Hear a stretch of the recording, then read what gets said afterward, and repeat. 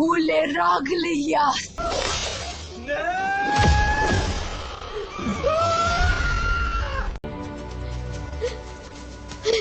تشته!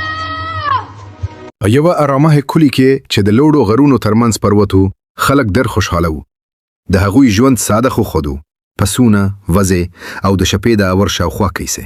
د شپې ناوخته د کلي له یوې کټې څخه عجیب غږونه راغلل. سهار چې خلک ورغلل نو حیران شول. د هغه کور ټولې وزې مرۍ پرتې وې. هیڅ وینه نه وه، خو غاړې یې پیرې شوې وې. یو سړي په ویره وویل: دا د حیوان کار نه دی، دا بل څه دی. هغه شپه یو ځوان چې نوم یې رحمان و پټ ناست و چې وګوري څه کیږي. ناڅاپه یوه نجلۍ ښکاره شوه، خو دا عادي نجلۍ نه وه. ویښتان یې ډر اوږده او ګډوډ وو، مخ یې نیم تور نیم سپیان او سترغې یې سورې لکه اور. هغې ورو ورو د وزو خوا ته لاړه او بیا په خپلو لاسونو یې د وزې غاړه پیرې کړه.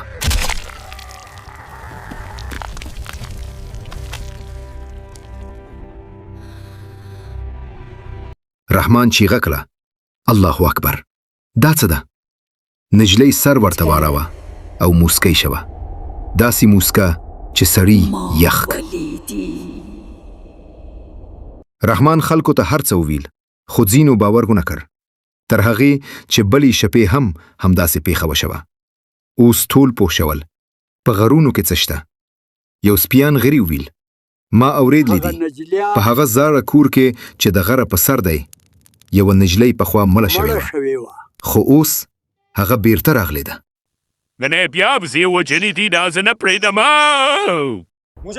څلور زدور ځوانان د رحمان په شمول پرېکړه وکړه چې د غره هغه کور ته لاړ سي.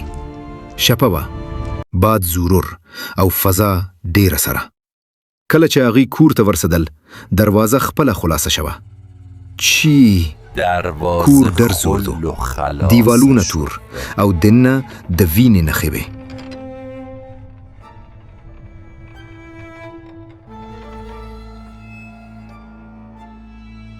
ناڅاپه هغه نجلۍ ښکاره شوه. هغې چیغه کړه: دا زما ځای دی. یو ځوان وتښتېد، خو ډېرې نور دننه پاتې شوه. نجلۍ پر هغوی حمله وکړه، یو یو یې ونیول.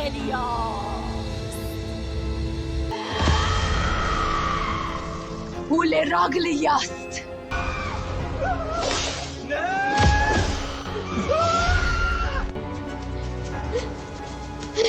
تشته! لی هغه په چیغو وویل: هغه کور بند کړئ، که نه ټول به ختم شو. سبا به هغه کور ته دیوال وهو، کنه ټول به ختم شو. سبا به ځو. سبا ټول کلیوال راغلل. هغوی د کور دروازه په لویو ډبرو وتړله او د کور شاوخوا یې دیوال جوړ کړ.